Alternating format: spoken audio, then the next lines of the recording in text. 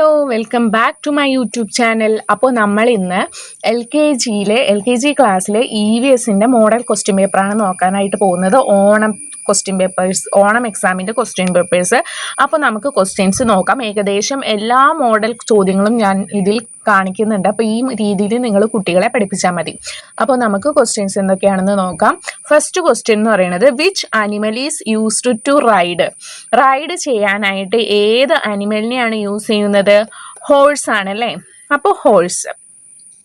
അടുത്തത് which is the biggest fruit? ഏറ്റവും വലിയ ഫ്രൂട്ട് ഏതാണെന്ന്? ജാക്ക് ഫ്രൂട്ട് ആണ്. അപ്പോൾ അതിന് ടിക്ക് കൊടുക്കുക.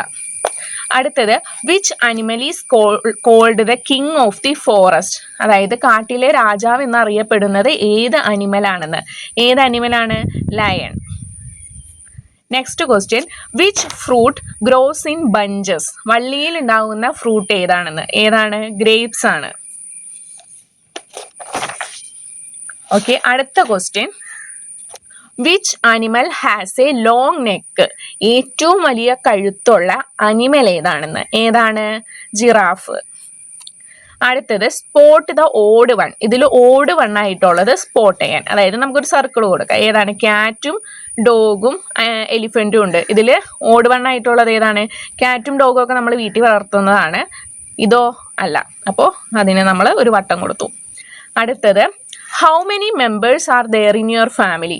നിങ്ങളുടെ ഫാമിലിയിൽ എത്ര മെമ്പേഴ്സ് ഉണ്ടെന്നാണ് ചോദിക്കുന്നത്. അപ്പോൾ നിങ്ങളുടെ ഫാമിലിയിൽ എത്ര മെമ്പേഴ്സ് ഉണ്ടോ അത് പറഞ്ഞു കൊടുക്കാം. അടുത്ത question which animal gives S milk? ഏത് അനിമലാണ് നമുക്ക് മിൽക്ക് തരുന്നതെന്ന്? ഇത് ക്വസ്റ്റ്യൻ ചോദിക്കലാട്ടോ, കുട്ടികളോട് ഓറലായിട്ട് ചോദിക്കുന്നതാണ്. അപ്പോൾ അവർ കൗ എന്ന് ആൻസർ പറയണം. അടുത്തത് which is our national fruit? Our national fruit, നമ്മുടെ നാഷണൽ ഫ്രൂട്ട് ഏതാണെന്ന്? നാഷണൽ ഫ്രൂട്ട് മാംഗോയാണ്. അടുത്തത് name the parts of the body. ഈ പിക്ചേഴ്സ് കാണിച്ചിട്ട് ഇത് തന്നെ ചോദിക്കില്ല, അവിടെ വേറെ പിക്ചേഴ്സും കാണിക്കാം. പാർട്സ് ബോഡി, നമ്മുടെ ബോഡിയിലെ ഏതെങ്കിലും പാർട്സ് കൊടുത്തിട്ടുണ്ടാവും. അപ്പോൾ അത് ഏതാണെന്ന് അവർ പറയണം. ഇത് നോസ്,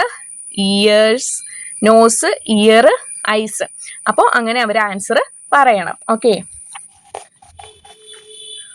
അടുത്ത ക്വസ്റ്റ്യൻ നോക്കാം. Identify the pictures കൊടുത്തിട്ടുണ്ടായിരിക്കും.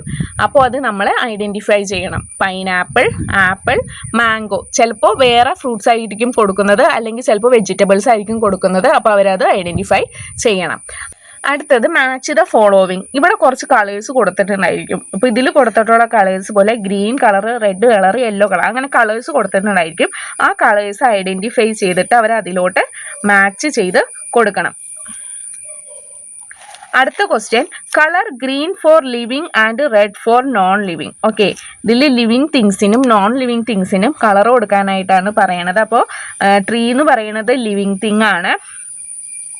അതുപോലെ ഫ്ലവർ എന്ന് പറയുന്നത് ജസ്റ്റ് പൊട്ടിച്ചെടുത്തൊരു ഫ്ലവറാണ്. അപ്പോൾ അത് പൊട്ടിച്ചെടുത്ത ഫ്ലവർ ആയതുകൊണ്ട് അതെന്താണ്? നോൺ ലിവിങ് ആണ്. പിന്നെ ക്യാറ്റ് ലിവിങ് ആണ്, എലിഫൻറ്റ് ലിവിങ് ആണ്, കപ്പ് നോൺ ലിവിങ് ആണ്, ഹൗസ് നോൺ ലിവിങ് ആണ്, വിൻഡോ നോൺ ലിവിങ് ആണ്.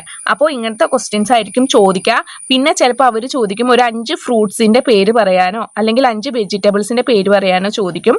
പിന്നെ നമ്മുടെ ടെക്സ്റ്റിൽ കുറച്ച് അനിമൽസിൻ്റെ പിക്ചർ കൊടുത്തിട്ട് അവരുടെ ബേബിയുടെ പിക്ചറും കൊടുത്തിട്ടുണ്ടായിരിക്കും. ഇപ്പോൾ ക്യാറ്റ് ആണെങ്കിൽ കിറ്റൻ, ഡോഗ് ആണെങ്കിൽ പപ്പി, പിന്നെ കൗ ആണെങ്കിൽ കാഫ്, അങ്ങനെ കൊടുത്തിട്ടുണ്ടായിരിക്കും. അപ്പോൾ അതിൽ ഒരു 2-3 ചോദിക്കും. അപ്പോൾ നിങ്ങളുടെ ടെക്സ്റ്റിൽ, കൊച്ചിൻ്റെ ടെക്സ്റ്റിൽ ഏതൊക്കെ അനിമൽസിൻ്റെ പിക്ചറാണ് കൊടുത്തിട്ടുള്ളത് അതിന് അവർ ആൻസർ പറയണം. പിന്നെ യങ് വൺസ്, അതായത് വലിയ ഇപ്പോൾ ചോദിക്കുന്ന ക്വസ്റ്റ്യൻ എന്ന് പറയുന്നത് ഇപ്പോൾ അമ്മയുടെ ഫോട്ടോ കൊടുത്തിട്ട് കുഞ്ഞിൻ്റെ ഫോട്ടോ കൊടുക്കാം.